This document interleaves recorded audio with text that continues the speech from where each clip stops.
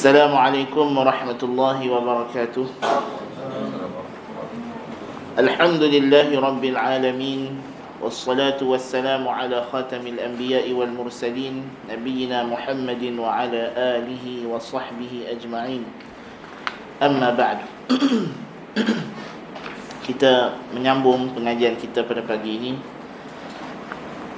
Setelah mana kita mengetahui maksud tauhid, kalimah tauhid dari segi itlaq, dari segi apabila digunakan perkataan tauhid merujuk kepada perbuatan mengesahkan Allah Ta'ala dalam ibadah. Jadi itu adalah tauhid. Itu adalah tauhid secara mutlak.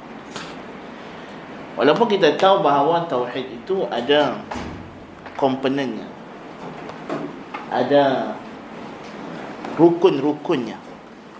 Itulah mengesahkan Allah dalam rububiyah, dalam asma' wa sifat. Tetapi inti tauhid itu ialah dari nisbah kepada kita sebagai makhluk, ialah mengesahkan Allah dalam peribadatan. Itu maksud. Jadi sebab itu bila Nabi SAW kata buniyal Islamu ala khamsin ala an yuwahhad Allah. Contoh, bila Nabi kata Islam dibina atas 5 perkara. Yang pertama, di atas ditauhidkan Allah. Maknanya disembah Allah semata-mata, tidak ada yang lain. Bila Jabir radhiyallahu anhu menyifatkan talbiyah Nabi fa ahalla bit tauhid. Makna tauhid di sini ialah mengesahkan Allah dalam talbiyah, dalam ibadah. Itu maksud yang kita nak maksudkan, bahawa tauhid itu dari segi lisan syarak, dari segi uruf syar'i, dari segi penggunaan syarak, dari segi makna syar'i, merujuk kepada perbuatan mengesahkan Allah dalam ibadah.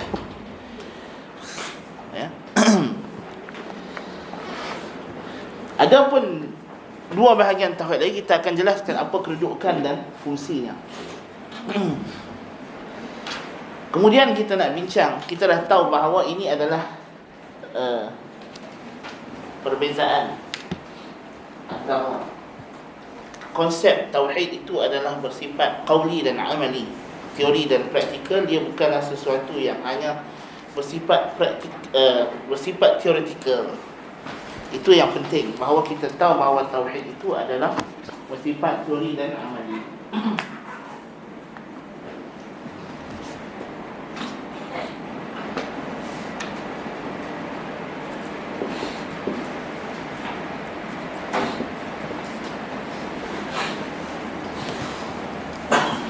Kalau kita kata tauhid adalah awal suruhan Allah Ta'ala, macam kita dah bincangkan dalam Al-Quran, banyak suruhan-suruhan tauhid. Kenapa Allah Ta'ala menyuruh kita tauhid? Datang soalan, ya. Tauhid itu kenapa? Persoalan why? Ya. Kenapa kita disuruh mentauhidkan Allah Subhanahu wa Ta'ala? Apakah sebab ataupun illah di sebalik suruhan? Kenapa Allah Subhanahu wa Ta'ala memerintahkan kita untuk melaksanakan tauhid?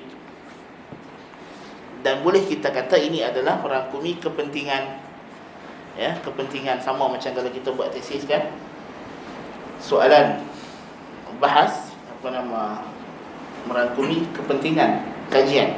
Soalan kajian ialah kepentingan kajian. Jadi persoalan ini merujuk kepada apakah kepentingan tauhid? Kenapa? Apa tujuan? Apa maksud? Apa maqasid? Tujuan Allah Ta'ala memerintahkan kita dengan tauhid. Ini kerana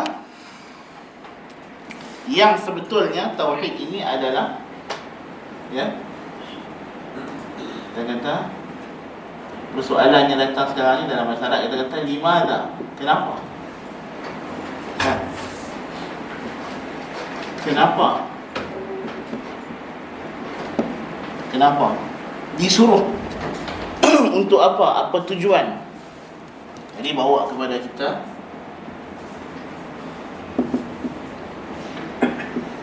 tujuan.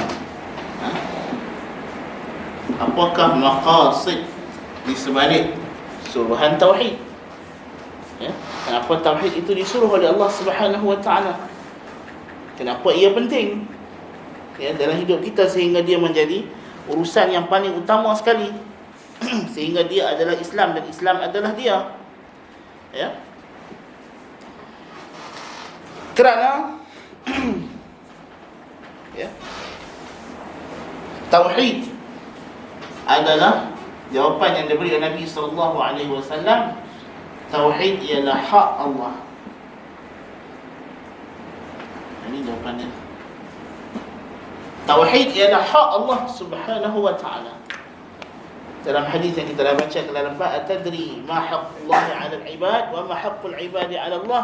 Hai Muaz, kau tahu ke apa hak Allah yang mesti hamba-Nya laksanakan? Ya. Jadi kita tahu bahawa tauhid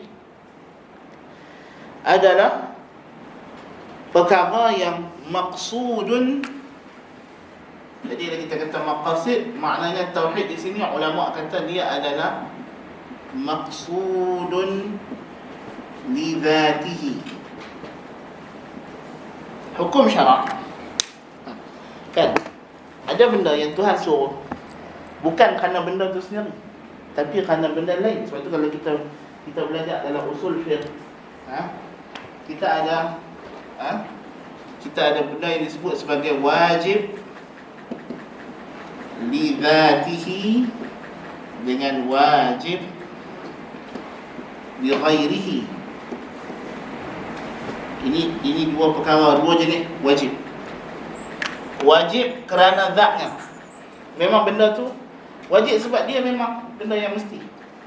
Kerana dia itu adalah penting pada zatnya, memang dia dikehendaki oleh Allah Ta'ala. Kerana benda tu sendiri kita kena buat, bukan kerana nak jaga benda lain.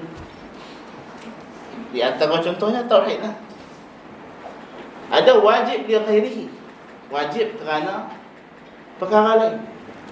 Wajib wasilah, kerana dia adalah perkara yang menyampaikan kepada benda wajib. Semayang adalah wajib li dhatihi. Salat wajib li dhatihi sebab dia adalah elemen tauhid. Sebab dia adalah tauhid. Salat adalah tauhid. Bila kita kata tauhid ialah mentauhid adalah ibadah. Ibadah tu apa dia? Salat. Jadi salat ialah wajib li dhatihi. Kan? Adapun kalaulah satu orang dia nak solat, dia tak ada pakaian. Dia tak ada pakaian, tapi solat mesti nak tutup aurat, syarat. Jadi tanpa pakaian dia tak boleh solat. Apa hukum dia beli pakaian? Wajib lah. Tapi wajib di sini bukan sebab emang wajib kerana kena beli baju tu tak. Wajib kerana beli belah tak, bukan.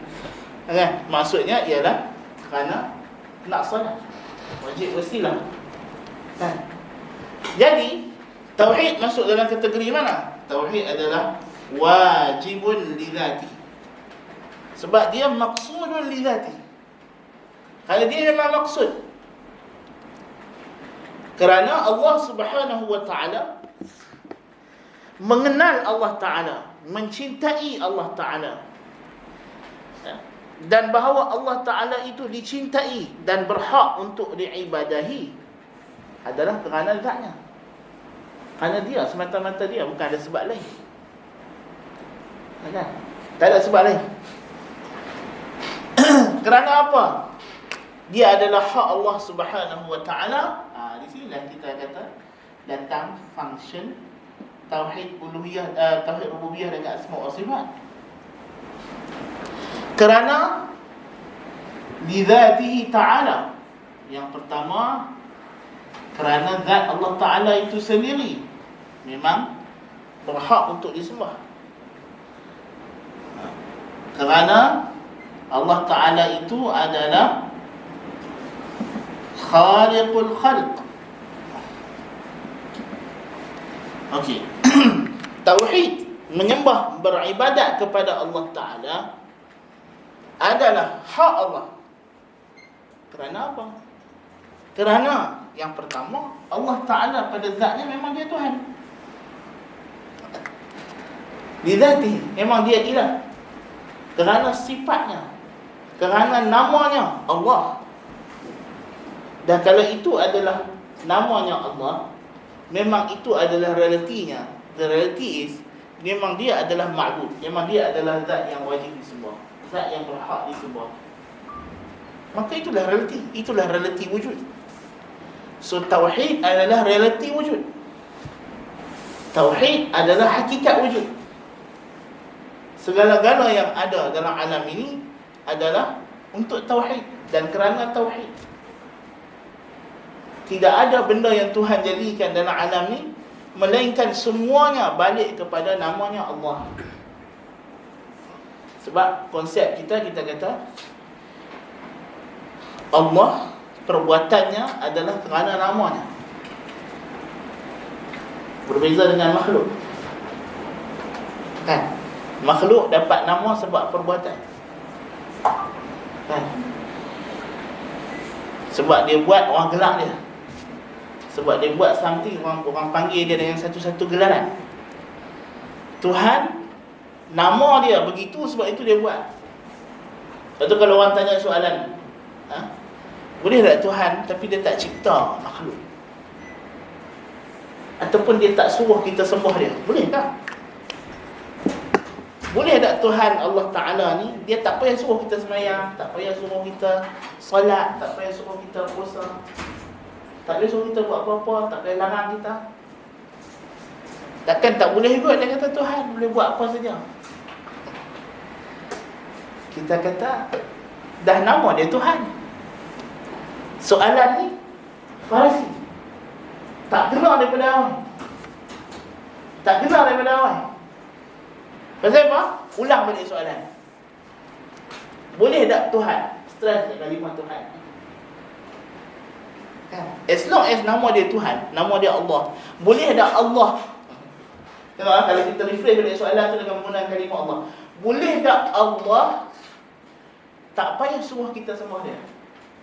Boleh tak Allah jangan suruh kita tauhidkan dia? Abang kata ulang balik soalan seperti tadi. Kan? Dengar kalimah Allah tu betul-betul. Soalan hang tu tak kena. Dah nama dia Allah. Allah al-ma'budu bihaq, al-mustahiq lil ibadah. Itu makna Allah.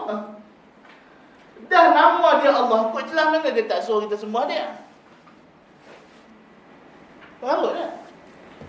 Boleh tak kalau raja tu jangan suruh hang? Boleh tak kalau raja tu jangan apa nama, luluskan apa-apa undang-undang, jangan duk mesyuarat dengan Perdana Menteri, boleh? Tak boleh, tak nama raja apa tu? Betul tak? Dah nama dia raja. Makna kalimah raja itu ialah dia memerintah. Takkan soalan tak masuk akal. Boleh tak pemerintah tidak memerintah? Apa dia hang ni? Boleh tak bapak jangan jadi bapak? Dah nama dia pak. Memang dia pak hang. Buat macam mana? Memang dia akan jaga hang macam anak dia. Boleh tak saya tak mau jadi anak pak saya? Semua soalan-soalan baru. Tapi soalan macam ni boleh main. Dan memang orang tanya. Kalau kita ambil syubhat dalam rububiyah, dalam uluhiyah lagi banyak syubhat. Di antara syubhat sekarang ni kata, kenapa Allah suruh sembah? Ini syubhat etis yang besar dalam uluhiyah. Dia kata pasal apa Tuhan suruh kita sembah dia? Dan ini sebenarnya soalan yang benar. Kita kata etis bukan dia nak lari daripada adanya Tuhan, tapi yang dia tak mahu ialah Tuhan itu kita sembah Tuhan. Okay? Dan dia pun tahu bila kita mengaku di sana ada Tuhan, mestilah ada konsekuensi dia, ada kesan dia, ada dia punya implikasi. Implikasi dia Tuhan ini mesti disembah dan nama dia Tuhan. Kan? Boleh tak kita nak ada kerajaan, tapi kerajaan jangan buat undang-undang lah. Jangan suruh kita buat itu, buat ini, jangan larang itu, jangan larang ini. Dah nama kerajaan. Betul apa fungsi kerajaan? Kalau dia tak buat undang-undang, dia tak kuasa undang-undang. Nampak tak soalan falasi? Jadi kata apa siapa Tuhan nak suruh kita semua ni? Dah lama dia Tuhan. Memang itulah cara dia. Relationship itu memang ada, bukan sahaja kerana perintah, kerana memang itu ada nanti. Bila Tuhan ciptakan engkau, automatically engkau wujud sebagai hamba dia. Selesai. Kan? Allahumma anta rabbi la ilaha illa anta khalaqtani wa ana 'abduka wa ana 'ala 'ahdika wa wa'dika mastata'tu. Itu dah nanti. Itu hakikat. As long as alhamdulillahi rabbil alamin ar-rahmanir rahim maliki yaumiddin, maka artinya adalah iyyaka na'budu wa iyyaka nasta'in. As long as relatinya Allah adalah Rabbul Alamin, relatinya Allah adalah Rahmanun Rahim, relatinya Allah adalah Maliku Yaumiddin, tiga hakikat ini, maka Tuhan tak payah suruh. Ikatan itu datang dengan sendirinya, baru tak ada suruhan. Tuhan datang, iyyaka na'budu wa iyyaka nasta'in. As long as kalau kita dah mengaku tiga benda ni, ikatan itu akan ada. Tak payah disuruh, tak payah dia apa. Betul tak? Lalu dalam Quran tak datang awal-awal suruhan. Kan suruhan untuk mentauhid itu datang pada orang yang telah mensyirik kepada Allah Taala, musyrikin. Ya ayuhan nas, u'budu rabbakumul ladzi khalaqakum wal ladzina min qablikum la'allakum tattaqun. Apa? Ada pun dengan orang yang beriman, tak ada suruhan, memang dah hakikat dia. Tuan-tuan datang, iyyaka na'budu wa iyyaka nasta'in. Itu atas lisan, lidah kita orang mukmin mengaku. Sebab dia lidzatihi ta'ala. Memang dia, memang itulah dia. Yang ni yang kita bahaskan dalam tauhid al-asma' was sifat. Nama-nama dan sifat Allah Ta'ala. Kerana kalau dah itu namanya dan sifatnya, nama Allah Ta'ala Rahman, Rahim, Rabbul Alamin, Maliki Yaumiddin,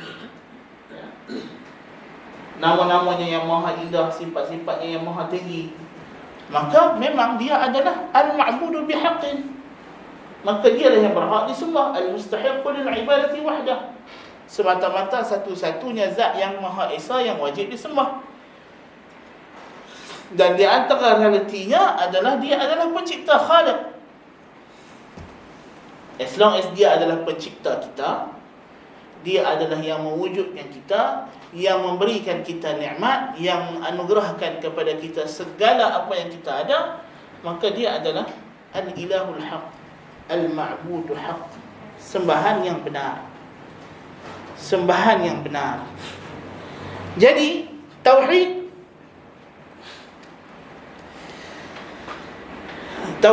bukanlah sesuatu benda yang asing daripada kewujudan. Dia bukan tambahan di atas wujud, bahkan dia adalah hakikat wujud. Sebab itu tanpa tauhid akan binasa alam ini. Kata Allah Ta'ala kata, "Law kana fihima alihatun illa Allah lafasadata." Kalau alam ini ada sembahan-sembahan yang benar lain daripada Allah, sembahan-sembahan yang benar lain daripada Allah, maka tentulah dia akan musnah. Kata Allah Ta'ala kata, "Law kana fihima." Fihima ni langit dan bumi lah. Alihatun illa Allah la fasadata. Pastilah keduanya akan musnah. Kalimah alihah, serah pada kalimah alihah. Tuhan gunakan ilah. Lau kana fihima, kalaulah pada langit dan bumi, keduanya, langit dan bumi, alam ni lah, universe, alihatun, sembahan-sembahan yang hak. Memang benda tu berhak untuk disembah. kecuali Allah, selain Allah, la fasadata, dia akan musnah. Memang satu orang kata ayat ni merujuk kepada penciptaan, kerana ilahul haq mencipta. Syarat nak jadi sembahan itu sembahan yang benar, dia mestilah khaliqul khalq, dia mestilah mencipta, dia mestilah mengatur kejadian alam. Makna kata kalau alam ni ada banyak pencipta, ada banyak pengurus aturnya, pentadbirnya, musnah. Ya betul. Tapi bukan itu sahaja. Bukan itu sahaja. Makna alihah ialah yang dicintai, yang dikehendaki kerana zatnya, yang bersifat dengan segala sifat-sifat keagungan. Kalau dalam alam ni ada lagi satu Tuhan lain ataupun apa-apa entiti lain yang sama tara dengan Tuhan, dicari, dikehendaki kerana zatnya, yang kita tak boleh hidup melainkan dengan kita meluahkan rasa cinta, takut dan harap kepadanya, akan musnah alam ni. Kerana itu melazimkan ubudiyah, perhambaan diri. Dan bila dia adalah Tuhan, dia akan buat undang-undang, peraturan, suruhan dan larangan. Jadi kalau dalam alam ni ada banyak sistem perundangan, musnah tak? Musnah macam sekarang. Kerosakan berlaku di mana-mana. Zahara al-fasadu fil barri wal bahr bima kasabat aydin nas. Sebab banyak sangat ism, ideologis, pemikiran-pemikiran, pahaman-pahaman yang tidak balik kepada tauhid. Apabila satu perkara itu dipisahkan daripada al-ma'budul haq, daripada sembahan yang benar, apabila ia tidak lagi dijadikan maksudnya ialah tauhid, ialah peribadatan kepada Allah Ta'ala, maka musnah tak? Musnah. Yang paling ketara sekali ialah bila kita tengok ilmu yang ada sekarang, ilmu pengetahuan, sains. Apabila dia bukan lagi dijadikan sebagai ibadat, sedangkan ilmu adalah ibadat. Benda pertama bila kita buka Hilyatul Talibil Ilmi, perhiasan pelajar menuntut ilmu, Syekh Bakar Abu Zaid, apa dia sebut? Dia kata ilmu itu, menuntut ilmu itu ialah salatus sir, kan? Ibadatul qalb, ibadah hati, salat jiwa, ibadat jiwa. Ya? Seperti mana badan kita rukuk, sujud apa semua, jiwa kita ni perlukan ilmu sebagai satu bentuk ta'abbud, peribadatan kepada Tuhan. Menuntut ilmu ialah ibadah. Kita sekarang tengah beribadah, kan? Kita sekarang tengah beribadah, dan dia di antara ibadat yang paling afdal, kan? Tapi bila menuntut ilmu itu bukan lagi kerana Tuhan, bukan lagi ibadah, bukan lagi kerana nak mengharapkan redha dan ajaran Tuhan, orang menuntut ilmu untuk pelbagai kerosakan dalam alam. Walaupun ilmu itu asalnya bagus, baik, tapi dia akan terseleweng, kan? Jadi itu makna law kana fihi ma'alihatun illallah la fasadata juga. Apa sahaja sekarang ni ilah sembahan dalam sains moden, sains barat moden, ialah manusia, ialah kuasa. Bukan manusia saja, kuasa. Mereka belajar sains untuk menguasai alam, untuk jadi masters of the universe. Mereka jadi Tuhan. Betul tak? Itu mereka duk kata nanti sains boleh hidupkan balik orang mati, sains boleh menghalang kematian, tak muda sampai bila-bila. Jadi mereka tak faham mati itu adalah benda yang bersifat metafizikal. Dia berkata mati ni ada causes dia. So selagi mana kita boleh halang sebab-sebab kematian, kalau kita boleh kuasai sebab-sebab ni, kita tahu penyakit ni ubat dia, kita we can defeat that. Kan, ingat masa COVID dulu kan, ada satu isu apa nama status Facebook seorang doktor. Kan dia kata dia, kami bertarung dengan malaikat maut. Kan, nak merebut nyawa. Dia mungkin cakap benda tu, dia tak sedar benda tu salah. Pasal apa? Dia hidup dalam paradigma yang berbeza. Dia mengaji ilmu kedoktoran, ya, dia bukan orang yang belajar agama. Okay. Walaupun dia belajar agama, tapi dia adalah just another subject. It's not the paradigm of the science. Okay. Kita pergi sekolah, kita hantar anak kita pergi sekolah, dia ada pendidikan Islam. Sama dengan perkataan pendidikan jasmani. Betul tak? Pendidikan Islam, pendidikan jasmani dan kesihatan, dan pendidikan seni visual. Sama saja, tidak ada beza. Jadual waktu jam pun sama. Dalam jadual waktu pun duduk sebelah-sebelah. Buku pun bertindan sebelah-sebelah. Warna pun nak macam-macam.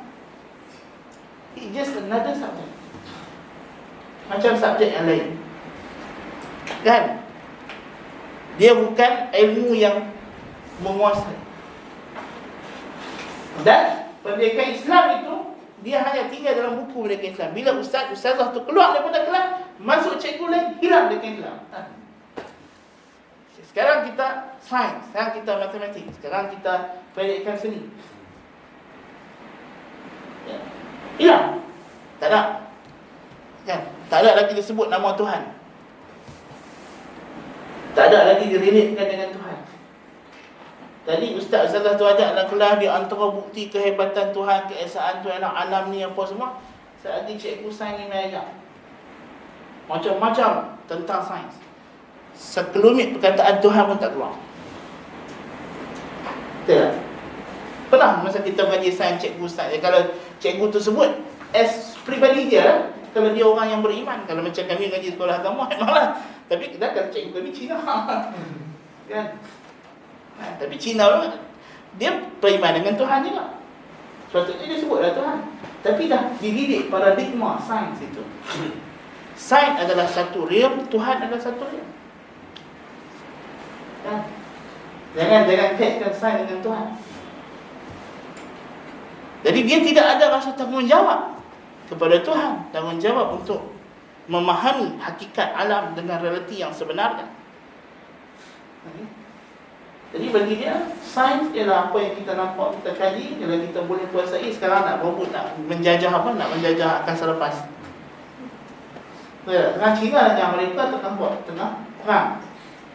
Siapa yang nak jajah angkasa lepas? Angkasa lepas pun tak lepas langit, ya. Dia nampak lagi. Betul tak? Spaceship tu kalau orang pakai teleskop mahal. Apa nama space station tu nampak kelip-kelip lagi. Kan, bukan jauh mana pun, tak ada lepas pun, jauh lagi 9 bilion tahun nak pergi tu. Hak nampak dekat teleskop, hak tak nampak lagi banyak. Kan? Tapi berebut. Pasal apa? Dia perasa dia pun nak jadi Tuhan. Kan? Sebab memang manusia ni Tuhan ciptakan dalam diri dia ada sifat munaza'atul rububiyah, sifat mencabar Tuhan, yang dia kena kawal dan dia kena lawan. Nafsu dia, kehendak dia.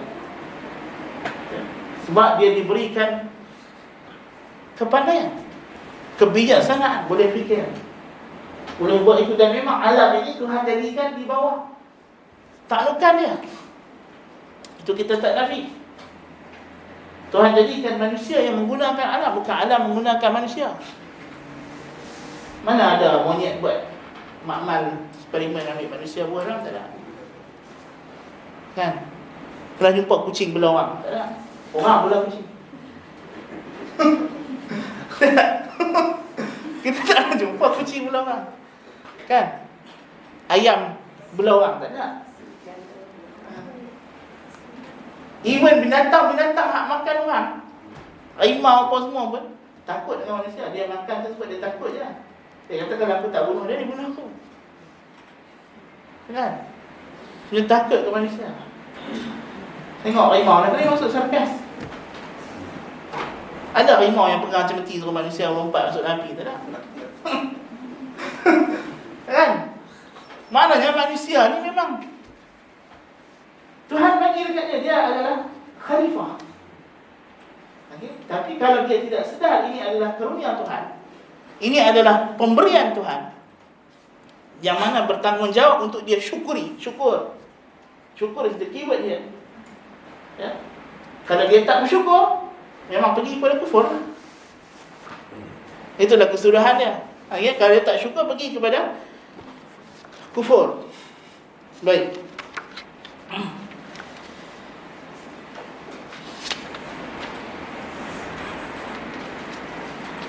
Sebab manusia adalah makhluk yang Tuhan ciptakan sebagai dia mukallaf. Ya, sebagai dia adalah mukallaf. Dia adalah makhluk yang diberikan tanggungjawab untuk melaksanakan ubudiyah, untuk menegakkan ubudiyah. Ya. Baik. Jadi kita dah faham kenapa, apakah maksud tauhid itu disuruh, bahawa dia adalah lidatihi, adalah maksudnya kerana dirinya sendiri. Ya. Ini adalah kefahaman yang jelas kalau kita melihat dari sudut dari Al-Quran. Kita dah sebutkan tadi jelas bila Tuhan sebut Alhamdulillahirabbil alamin, Ar-Rahmanir Rahim, Maliki Yaumiddin. Ini adalah pernyataan, premises, pernyataan tentang hakikat yang akan establish iqrar iyyaka na'budu wa iyyaka nasta'in.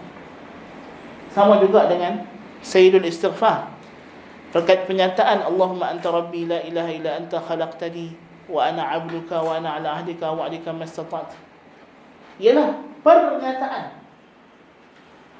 yang menjadi tapak kepada iqrar. Ya, sebab itu kita kata tauhid ibadah ini dibina di atas yang inilah kita sebut sebagai ar-rububiyah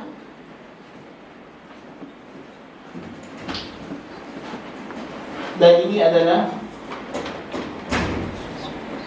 al-asma' was-sifat. Jadi di sini datangnya kepentingan dua tauhid ni beriringan, mengapit tauhid uluhiyah. Walaupun tauhid uluhiyah adalah intisarinya, adalah lubuknya dari nisbah kepada kita sebagai makhluk. Ini adalah matlamat tujuan kita. Tetapi tauhid ini tidak akan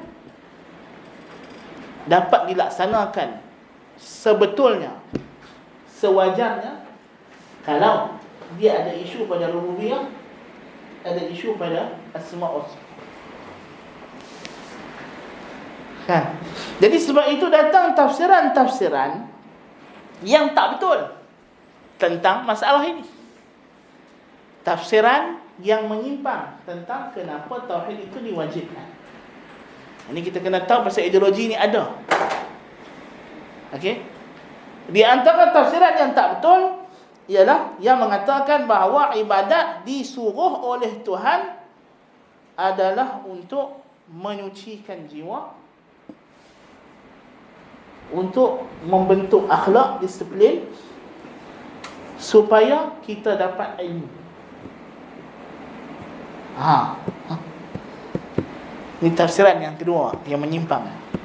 Tadi yang pertama betul lah, Ahlussunnah wal Jamaah. Yang kedua, dia kata, kenapa kita disuruh tauhid? Kenapa kita disuruh beribadah? Kenapa kita disuruh salat, puasa, zakat, haji? Dia kata ni adalah wasilah. So bagi dia, ibadah adalah wasilah. Wasilah untuk apa? Dia kata untuk kita mendapat ilmu. Ilmu apa di sini maksudnya? Untuk menyingkap rahsia alam. Untuk bergabung dengan akal aktif, akal fa'al. Bila akal kita dah bergabung dengan akal aktif, kita boleh melihat. Qalbu kita dengan lauh mahfuz sudah jadi cermin yang memantulkan.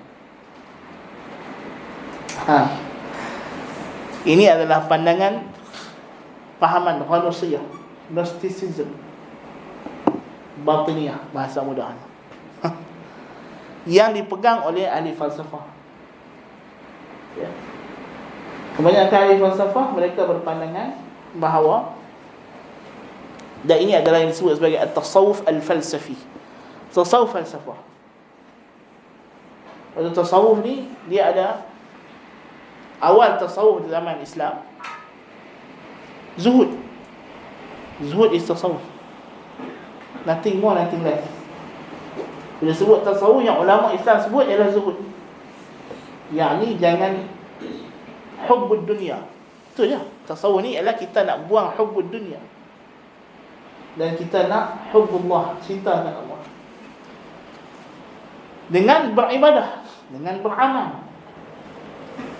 Tapi kemudian bila datang ahli falsafah, dia selewengkan konsep itu. Dia kata ialah bila kita dah buat ibadat,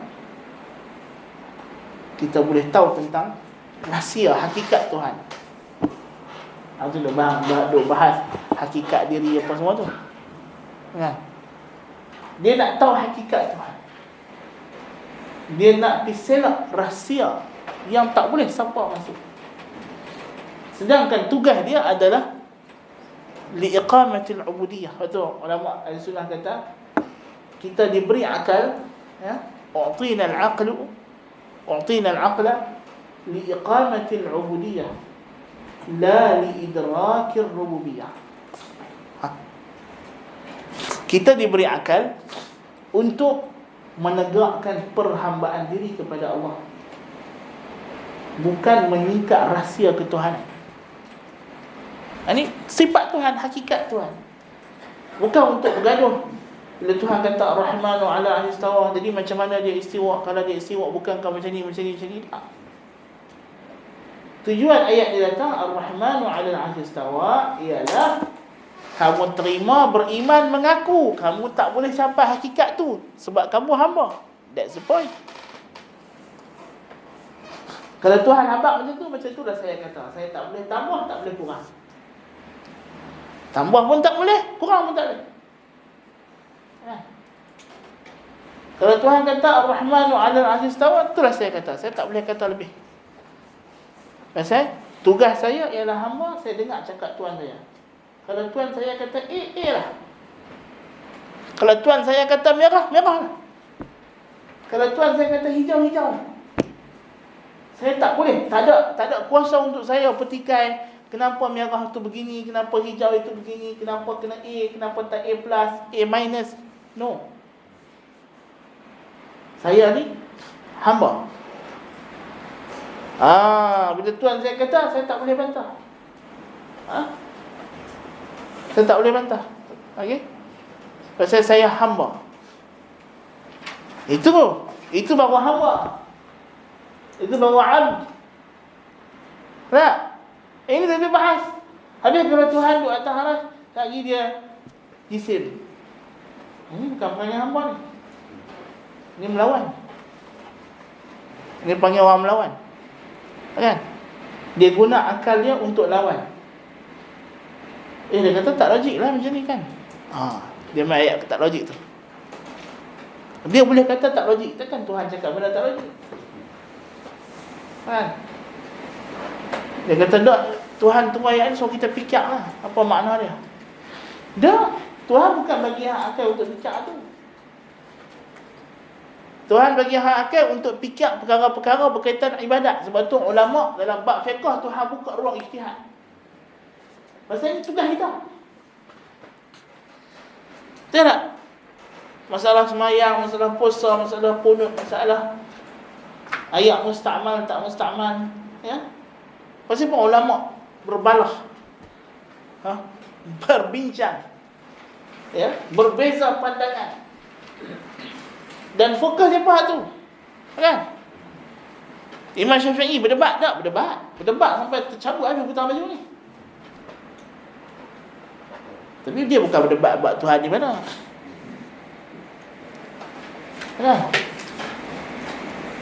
Dia berdebat tentang hukum hakam fiqh lah. Nak membentuk mazhab itu, debat dengan ulama lain. Kan? Hukum muamalah, jinayat. Ya? Pasal Tuhan di mana? Bukan ada hak kita. Apa Tuhan nampak tu kan? Macam mana Tuhan nampak macam tu? Kita kata. Takkan boleh kata lebih lah. Bukan kita nak boleh bincang-bincang pula. Awak Tuhan kata dia di atas aras, awak tak kata tempat lain. Ada pula. Dia pula nak bertikai. Dia pula nak bimbuk Tuhan tak lain. Mana boleh. Kan? Bab sifat Tuhan ialah kita nak kenal nama dia, sifat dia, supaya kita mengagungkan dia, kita memuliakan dia, dan kita melaksanakan ibadat. Supaya kita tahu pasal apa aku sujud, pasal apa aku rukuk, pasal apa aku doa, aku taruh tangan. Dan kalau dia beriman Tuhan di atas, dia khusyuk nak sembahyang, khusyuk nak doa, dah khusyuk lah. Kan? Tak khusyuk pasal Tuhan tak tahu di mana. Kita cari. Sambil doa dulu, tengok kiri kanan, cari Tuhan dia.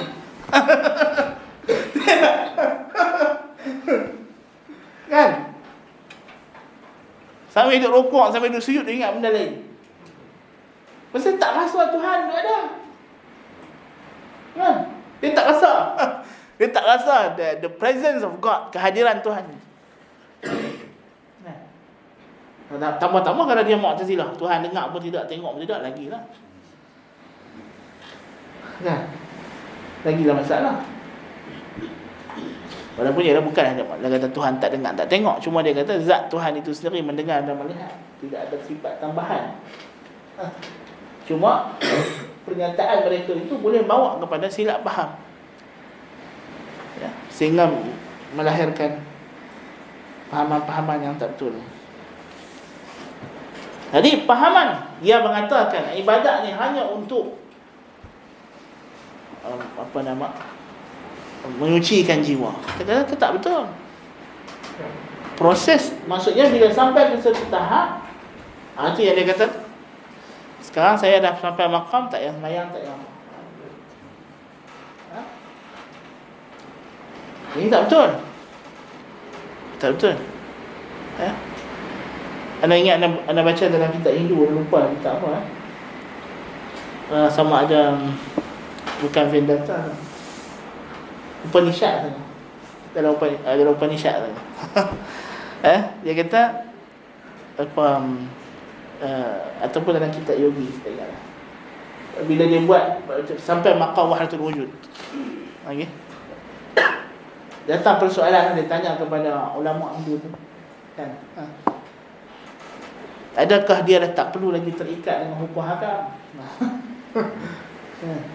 Dia kata dah, orang yang sampai maqam bersatu dengan Tuhan ni, walaupun dia dah bersatu dengan Tuhan, maksudnya hakikatnya dia dah tak terikat dengan hukum, tapi dia kena zahirkan dia terikat dengan hukum. Nampak tak? Dia kalau dia terikat dengan hukum pun, dia tak rasa diri dia hamba. Itu hanya untuk supaya tak ada fitnah, tak timbul fitnah. Ataupun dia kata pasal kita nak bersyukur, tu je. Bukan sebagai satu respons seperti tanggungjawab. Ini pahaman cukup bahaya. Kan selalu persoalan bila kita kata Ibn Arabi ni akidah dia gini. Kata tapi Ibn Arabi ni bagus, dia suruh sembahyang, dia suruh puasa, jadi tak sesat lah. Selalu fatwa akan cakap macam tu. Alasan mereka Ibn Arabi ni tak sesat, dan tak mungkin apa yang dia cakap tu ada takwilannya, pasal dia still suruh sembahyang. Mereka faham ajaran wahdatul wujud ni sesat bila dia kata jangan sembahyang. Bila dah sampai bersatu dengan Tuhan, tak payah sembahyang, tak payah puasa, dah boleh buat semua benda yang dilarang, itu barulah nampak sesat. Bila dia kata ajaran Ibn Arabi tak macam tu, masih lagi suruh sembahyang, masih lagi suruh puasa, masih lagi suruh solat. Solat tu sembahyang lah. Kan, masih lagi suruh ikut hukum. Dia kata, jadi wahdatul wujud dia tak sama. Dia kata, pasal dia masih mengisbatkan ubudiyah. Dia kata itu nifaq. Itulah cara dia memunafikkan diri dia. Nampak ke apa? Abdullah bin Ubay bin Salul sembahyang jemaah dengan Nabi. Nampak ingat dia percaya sembahyang jemaah tu wajib. Dia semayang pun dia tak anggap wajib. Nabi betul dia tak percaya Nabi. Allah Ta'ala kata, "Idza ja'akal munafiquna qalu nashhadu innaka la Rasulullah." Orang munafikin kami dia pun bersaksi, "Hai Muhammad, kami bersaksi engkau Rasulullah." Tuhan kata, "Wallahu ya'lamu innaka la Rasulullah." Allah tahu hang rasul dia. Tak payah depa ni saksi pun tak apa. Tuhan kata, "Wallahu yashhadu," tapi Allah bersaksi, "Innal munafiqina lakadzibun." Innal munafiqina lakadzibun. Bohong. Mulut saja. Sebab tu Tuhan kata sifat dia apa? Wa in yaqulu tasma' liqawli. Ada apa cakap, kau nak dengar? Cakap petah hebat. Mak munafiqin bukan lekeh. Tu'jibuka ajsamuhum. Tubuh badan dia, kamu akan terpesona. Jaga badan, bodybuilder, hebat, sihat. Tapi bila mai suruh pergi sembahyang jemaah, suruh pergi kelas mengaji, lembek. Tadi baru duk angkat berkilo-kilo. Ni azan ni jom sembahyang. Tak apa, saya payah sikit sembahyang jemaah ni. Kan? Orang munafikin dalam konteks ayat tu ialah bila surah nampak sihat, nampak tegak tubuh badan, dan bila Tuhan suruh pergi jihad jadi tikui. Macam lipas kena lampu. Kan lipas tu kalau jalan-jalan kita buka perang lampu lari habis. Kan? Tak ada makna. Bila suruh menegakkan ajaran Allah Ta'ala, lembek. Kan? Tadi bercakap kat mana ni? Kita adalah negara yang hebat, ekonomi kita mantap, kita gini. Kan? Kita ada negara yang maju, negara yang hebat, negara yang gitu gini. Betul, kalau dah hebat negara kita ni, tegakkanlah Islam. Tak boleh lah. Salah dia kata ni nanti. Dia main lah alasan. Kan? Tadi kata hebat sangat. Tadi kata maju. Kan? Kita keselamatan kita ni terjamin, perpaduan rakyat kita ni harmoni, apa semua. Dia kata ubahlah undang-undang, jangan duk kacau agama anak orang Islam ni. Ni tak apa, tak cakap 3A tak boleh. Kacau salah. Dia tak nak jawab. Kan? Tadi pumpang kami lagi. Nampak tak? Kan? Tu selingan lah. Tapi balik cerita orang munafikin nak betul-betul. Kan, nak habaq kata golongan mereka ni, jangan terpedaya. Kan? Dia bagi dia memang ada tauhid, tapi apa tujuan? Itu kita kena faham ni, kita mengaji ni. Tak kena tanya pula, siapa nak kena tahu ni. Kan? Fatwa dah pula. Kalau tak tahu ni, kita pun sama jadi kena tipu. Kan? Tok Mufti pun boleh kena tipu. Sama kita. Kan? Pasal tak faham benda ni, dia boleh kena tipu. Pasal aku tu main semayang depan dia, cerita macam orang kata apa, Saddam Hussein kan, pasal dia perang Teluk tu kan, tiba-tiba keluar kamera TV dia semayang. Orang pun, Saddam Hussein semayang. Saddam Hussein tu bukan dia Islam masa tu lah. Lepas dia mati tu dia mencak Allah Ma'alam kan. Masa dia hidup awal-awal, masa zaman dia hebat tu ni kan, hari tu Tuhan berjatuh dia cukup tu kan.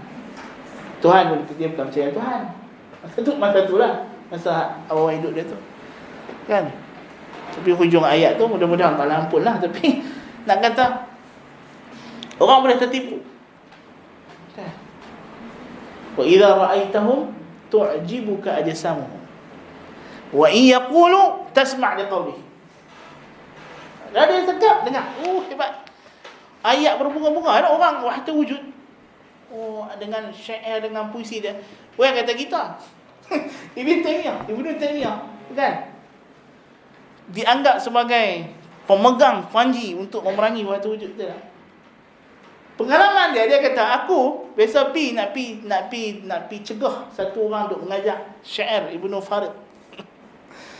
Syair Ibnu Farid ni ulama jahat lah, wahdatul wujud punya orang. Dia ni dikatakan masa dia nak mati tu baru dia sedar dia bukan Tuhan. Sepanjang dia hidup dia ingat dia Tuhan. Bayangkan.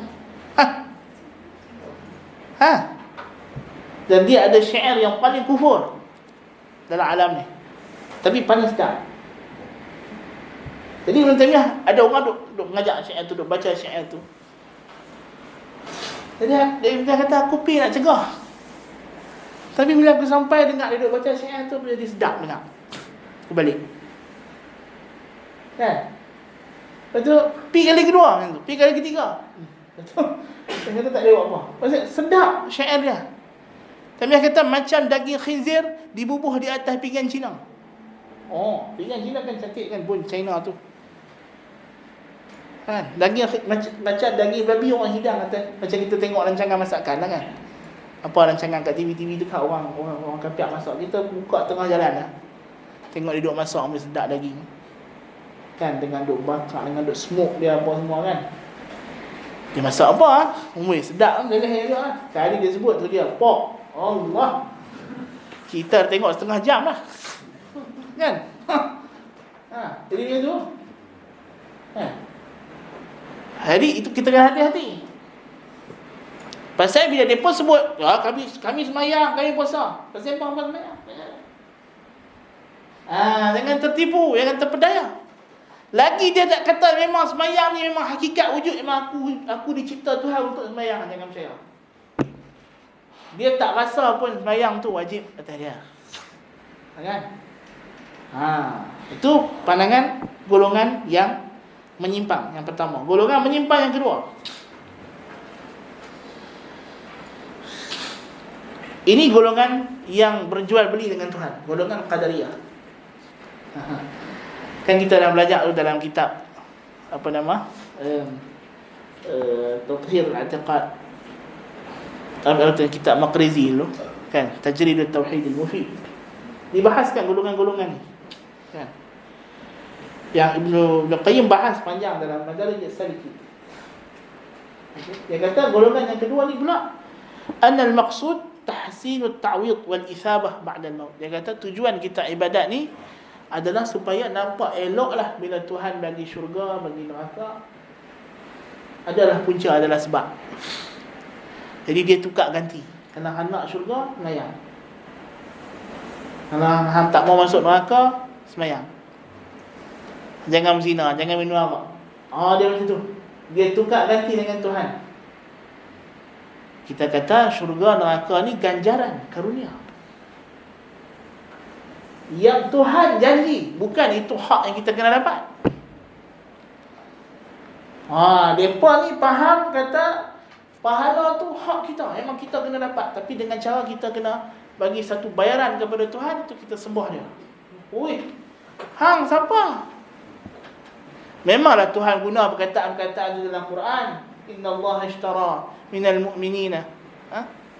Allah Ta'ala beli. Tapi ini bukan makna beli macam hang beli kereta, beli rumah. Kan? Asalnya kereta tu orang punya, betul hang bagi hak hang kat dia, duit hang, duit tu jadi hak dia, lepas tanggungjawab hang, betul dia bagi kereta, bagi rumah. Bukan macam tu. Syurga ni pada asalnya bukan hak kita pun, tapi Tuhan yang bagi. Hak tu dapat ke kita. Bila Nabi sebut wa haqqul ibadi 'ala Allah alla yu'adziba man la yusyriku bihi syai'a, kita kena faham. Memanglah bila kita sembah Allah Ta'ala, Nabi kata hak hamba yang Allah bagi kepada hamba dia tidak mengazab orang yang tidak syirik. Ya, betul. Tapi hak ni kita dapat sendiri kita, kan memang hak kita punya ke? Atau sebab itu adalah janji Tuhan? Kerana janji Tuhan. Janji Tuhan. Sebab Tuhan bila dah janji, dia tak mungkir. Innaka la tukhliful mi'ad. Rabbana la tuzigh qulubana ba'da idh hadaitana wa hab lana min ladunka rahmah innaka antal wahhab. Rabbana innaka jami'un nasi liyawmin la rayba fihi innallaha la yukhliful mi'ad. Kita minta ganjaran karunia daripada Allah kerana dia tak mungkir janji. Itu je. Janji baik dia tak mungkir. Kan? Tapi ancaman Tuhan boleh ampun. Itu sebab kita dapat ganjaran itu bukan kerana kita ni main tukar ganti dengan Tuhan. Kita bagi hak kita, Tuhan bagi. Bukan macam itu. Dan pahaman ini penyakit yang ada pada orang. Setengah orang dia rasa macam tu. Dia rasa nikmat tu memang dia kena dapat. Dia kata, saya ni semayang subuh jemaah. Bangkit pukul 5 pagi, siap tahajud, dia kata. Pukul 7 pagi tu dah buka kedai, dia kata. Saat lagi pukul 8 saya tutup sat kedai. Semua pekerja saya ni semayang duha. Dia kata, tapi awak bisnes tak laku, awak Tuhan tak bagi. Dia tikai. Dia rasa kalau dia semayang duha, dia semayang jemaah, Tuhan kena bagi dia kaya. Tuhan kena bagi barang kedai dia laku. Oi, banyak cantik muka hang. Hang siapa? Kan? Memang patutlah Tuhan tak bagi barang hang laku. Pajak. Ya. Orang pajak jadi berapa nak bagi? Kan? Hang hamba. Kan? Sepatutnya hang memang kena sembahyang. Bukan sembahyang pasal nak suruh bagi nego laku. Kan? Hang kena sembahyang pasal hang hamba. Itu asal-asal tanggungjawab. Kan? Lepas tu duduk bertikai, pasal buat Tuhan tak bagi ya. Malas dah nak pergi main sepuh ni. Dia ni betul pula. Kan ada orang dulu masa sihat, awak dia rajin dulu masa dia apa? Kaya, masa dia senang, rajin main masjid. Lah ni dia sakit. Kan?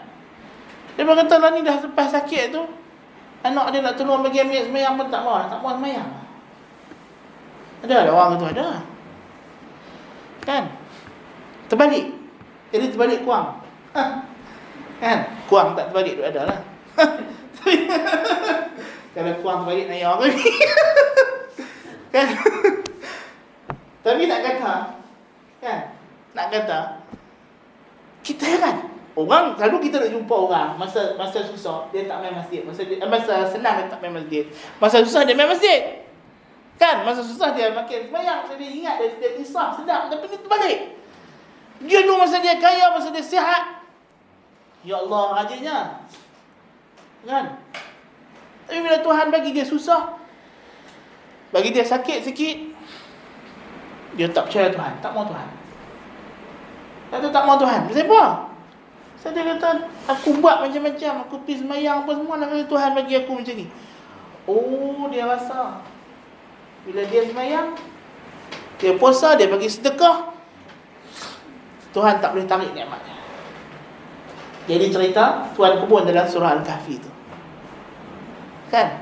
Wala irruditu la ajidanna khairan minhu munqalaba. Kalau walaupun aku dibalikkan ada kiamat sekalipun, dia kata Tuhan mesti bagi aku lebih ni. Dia perasan. Dia ingat bila Tuhan bagi dia kebun, Tuhan sayang dia. Fa ammal insanu idza mabtalahu rabbuhu fa akramahu wa na'amahu fa yaqulu rabbi akraman. Manusia Tuhan kata bila Tuhan uji dia dengan kesenangan dan nikmat, dia dakwa, Tuhan telah muliakan aku ni orang yang mulia di sisi Tuhan. Wa amma idza mabtalahu faqadara alaihi rizqah, bila Tuhan sempitkan rezeki dia, yaqulu rabbi ahana, dia kata Tuhan dah hina aku. Ni perangai manusia, dia perasan. Jadi syubhat yang kedua ni, syubhat yang boleh kena walaupun orang tu tak mengaji kitab Mu'tazilah. Ini syubhat jiwa. Manusia suka perasan dengan nikmat yang dia dapat. Dia rasa bila Tuhan dah bagi dia nikmat, Tuhan bagi dia karunia, Tuhan dah sayang dekat dia.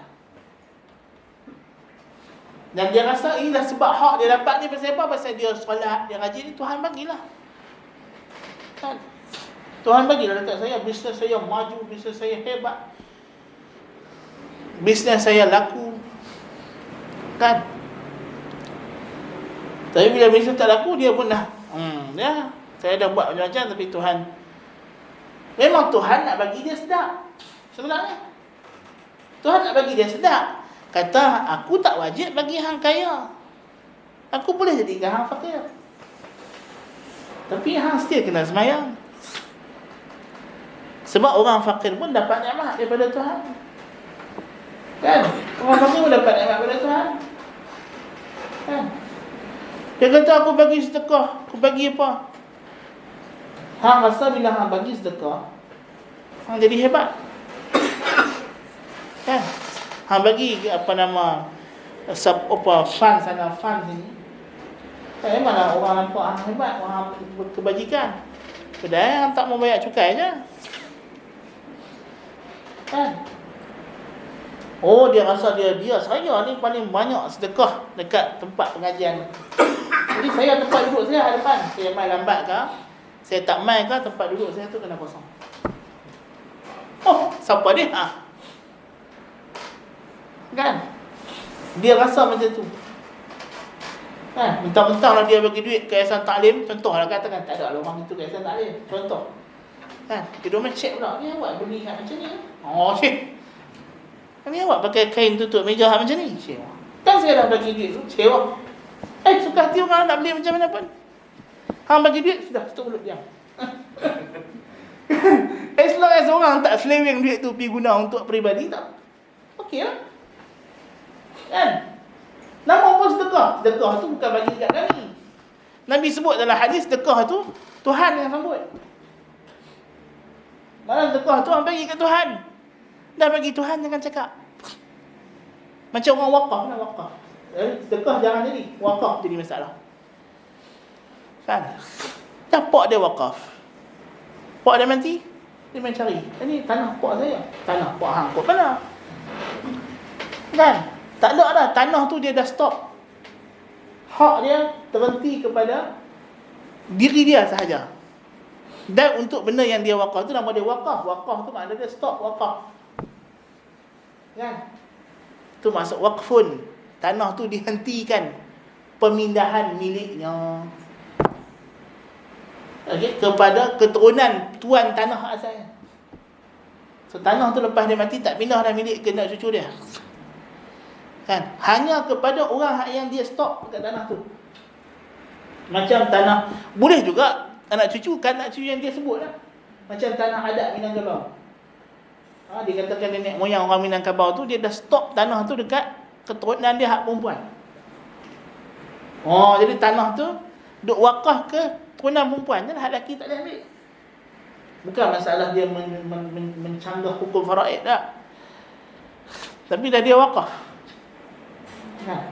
Dia berhenti dekat keturunan dia hak perempuan je, kan? Ada tanah ni untuk masjid, ni boleh buat masjid. Tanah ni untuk kubur, untuk buat kubur lah, tak ada buat bangunan, kan?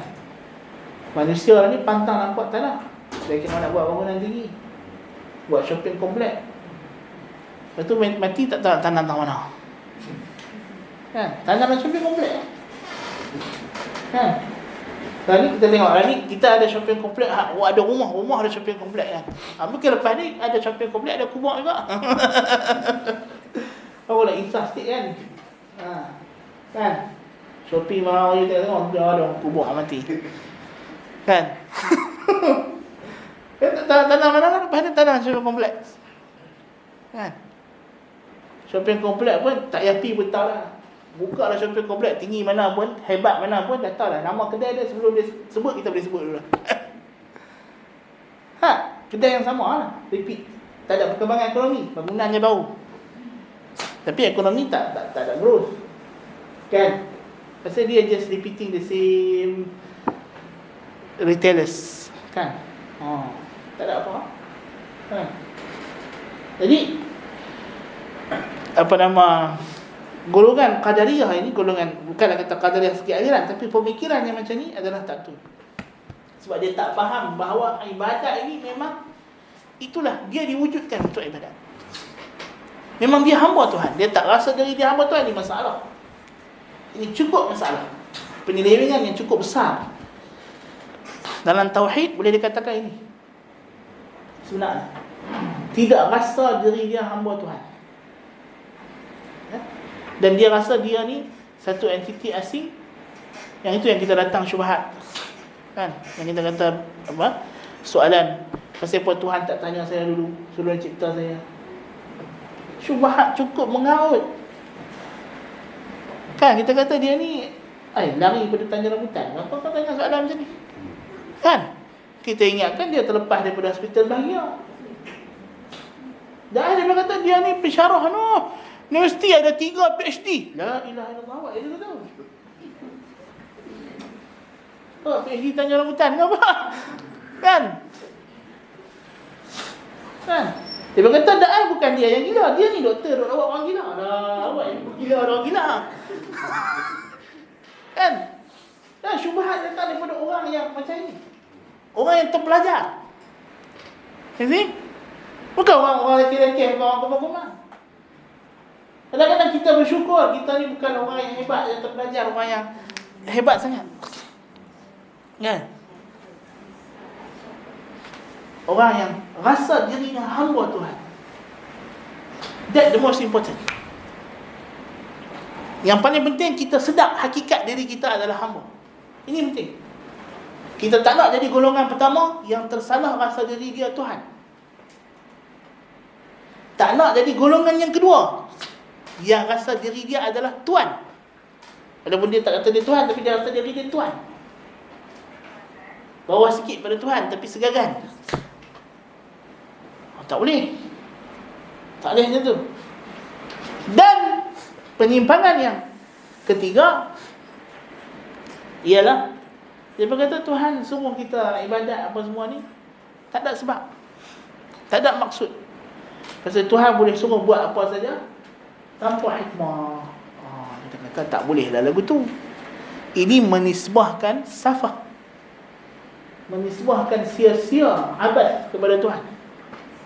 Tuhan kata afahasibtum annama khalaqnakum abatha wa annakum ilaina la turja'un. Apakah kamu menyangka kami cipta kamu ni sia-sia, main-main saja, dan kamu tidak dikembalikan balik kepada kami?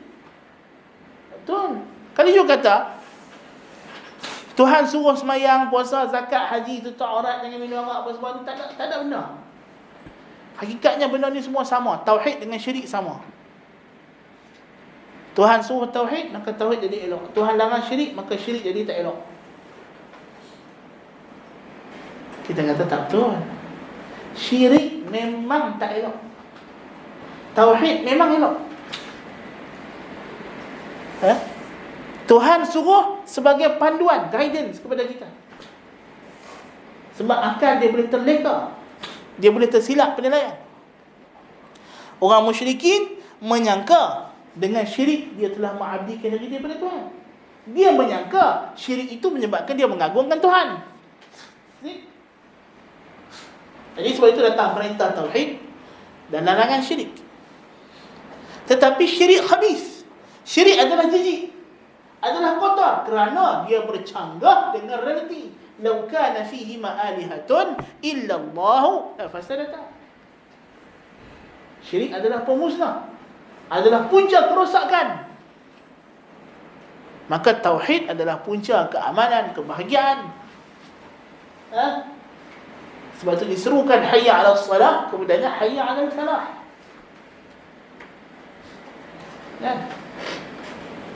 Qad aflaha al-mu'minun alladhina hum fi salatihim khashi'un.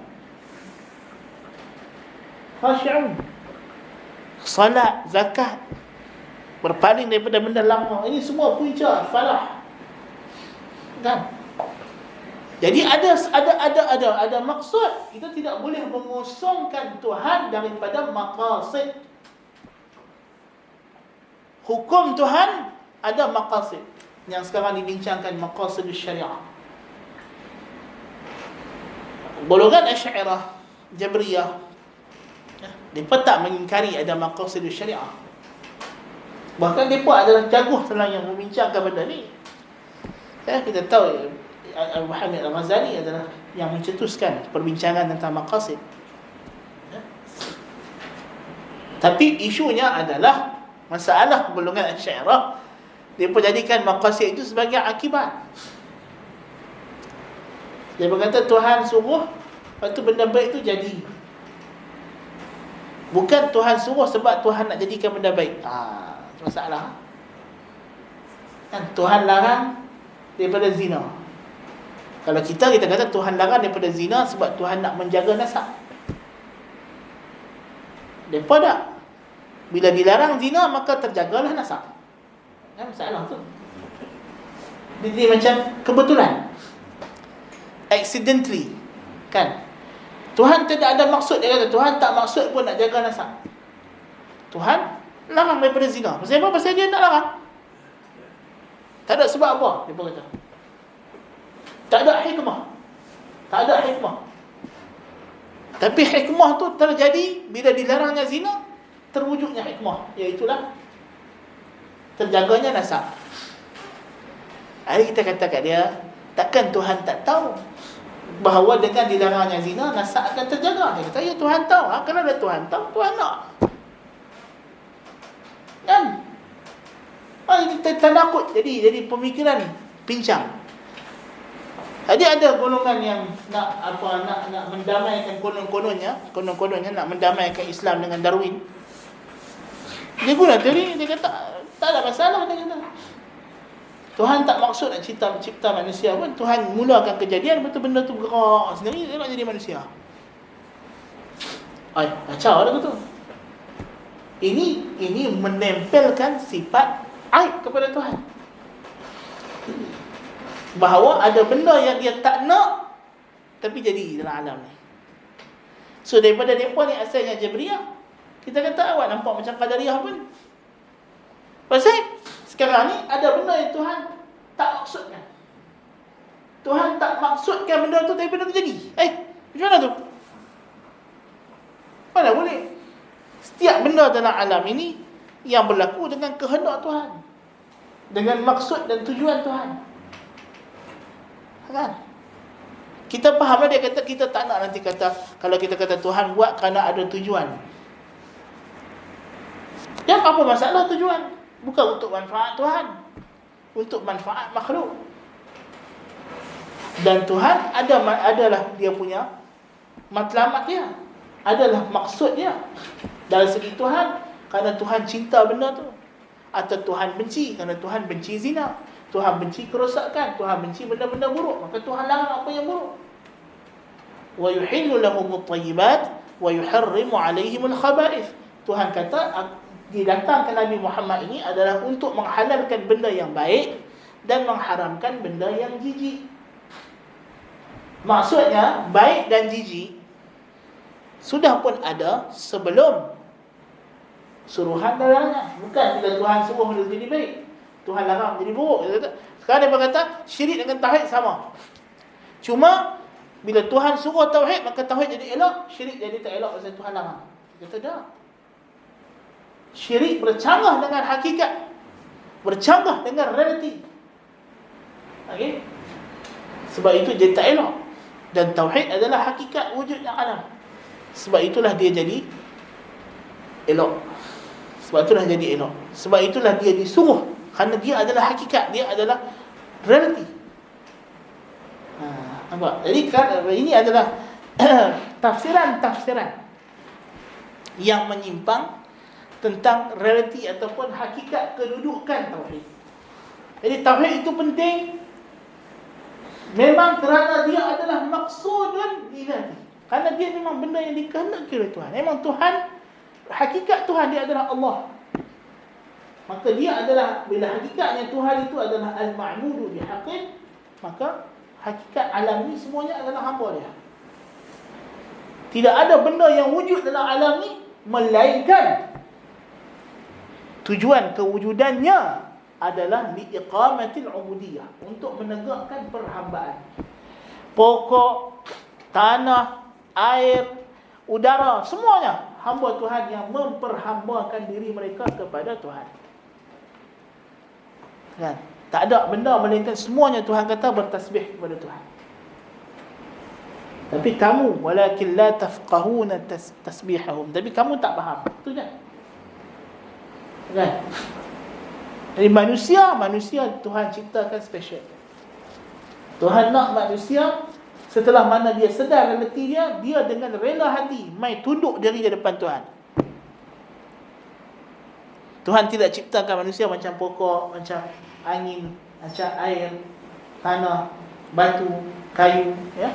Yang mereka ni semua memang ikut apa yang Tuhan telah tetapkan. Mereka tak ada kebolehan untuk membantah. Tak ada pokok tiba-tiba, pokok durian tiba-tiba kata saya tak mau durian, saya di rambutan. Dia pun pergi cari pokok rambutan, dia pergi kahwin bagi dapat anak. Tak ada. Tak ada. Kan? Dapat anak pokok lain tak ada. Ha? Ataupun dia tak mau duduk situ, dia nak berubah, dia berjalan pergi tempat lain. Tak boleh. Tak mana orang tanam tu itu dia duduk. Kan? Tapi manusia tak. Manusia Tuhan bagi. Tuhan cipta kita dengan pilihan. Tuhan yang bagi kepada kita. Jadi sebab tu orang tanya macam mana kita ni ada pilihan tetapi kita terikat dengan qada dan qadar. Jawapan dia senang. Tapi payah nak faham. Iaitulah pilihan tu qada dan qadar. Kebolehupayaan kita untuk memilih baik dan buruk itulah qada dan qadar. Kita ditakdirkan oleh Tuhan untuk memilih antara baik dan buruk. Sebab itu Tuhan kata wahadainahun najdain. Kami tunjukkan dia dua jalan, jalan baik, jalan buruk. Wahadainahun najdain. Kami tunjukkan dia. Tuhan kata. Nah, jadi Tuhan cipta kita untuk memilih. Jadi ini kita dah selesaikan satu lagi tajuk dalam model kita, iaitu kita nak faham kenapa tauhid itu ada, apakah sebab dia ada? Kerana memang itulah hakikat alam. Jadi mudah-mudahan hakikat kewujudan, realitinya memang itu adalah hakikat kewujudan. Aqulu qawli hadza wa astaghfirullahal azim li wa lakum. Subhanakallahumma bihamdika asyhadu an la ilaha illa anta astaghfiruka wa atubu ilaik. Sallallahu ala sayidina Muhammadin nabiyil ummi wa ala alihi wa sahbihi ajma'in. Assalamualaikum warahmatullahi wabarakatuh.